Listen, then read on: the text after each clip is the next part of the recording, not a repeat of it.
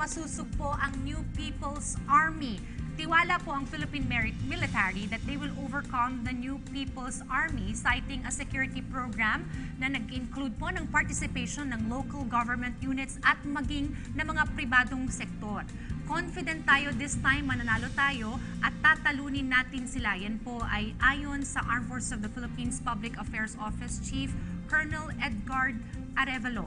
Sabi rin po niya na DSSP Kapayapaan shows the role of local government and good governance with the help of private sector and investors na maglagay po ng pondo para sa mga businesses and livelihood ng mga tao. Dagdag pa po ni Colonel Arevalo, kahit anong combat operations ang gawin natin, so long as the reasons why they still continue to rebel are there, ay wala pa rin daw pong magiging progreso at pag-unlad ang kanilang kabuhayan. Alam niyo, sobrang daming developments at ang bilis ng developments hinggil nga dito sa usapin na to, sa usapin ng peace process.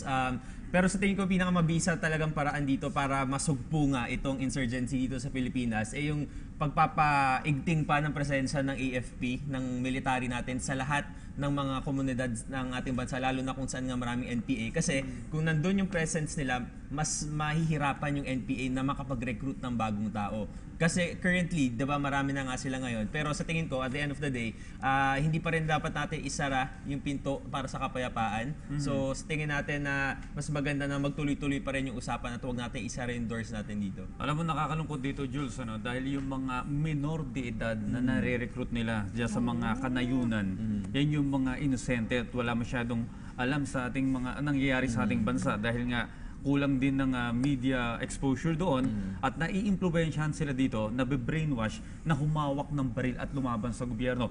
Gayunpaman, ang presensya ng AFP, kagaya ng sinabi mo, importante yan. Pero ganun pa man, sana yung hiling din ng 3 makakaliwang cabinet secretaries na ipagpatuloy pa yung usapang pangkapayapaan, sana maayos pa natin ito.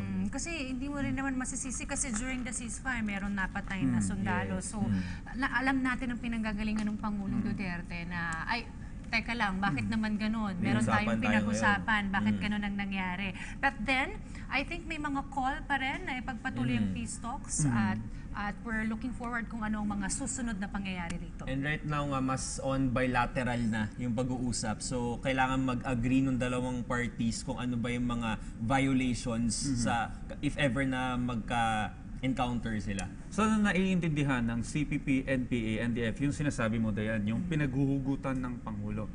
Ngayon, nasa kanila, nasa court na nila yung bola, ano ang kanilang gagawin para himukin muli ang Pangulo o kumbinsin ulit na ikonsiderang bumalik sa negotiating table. Yan po ang ating abangan. Sana po ay matapos na talaga itong halos 50-year conflict sa atin sa NPA, One of the oldest CPP. in Asia, I think. Correct po, sa gobyerno. Yan po. Alright.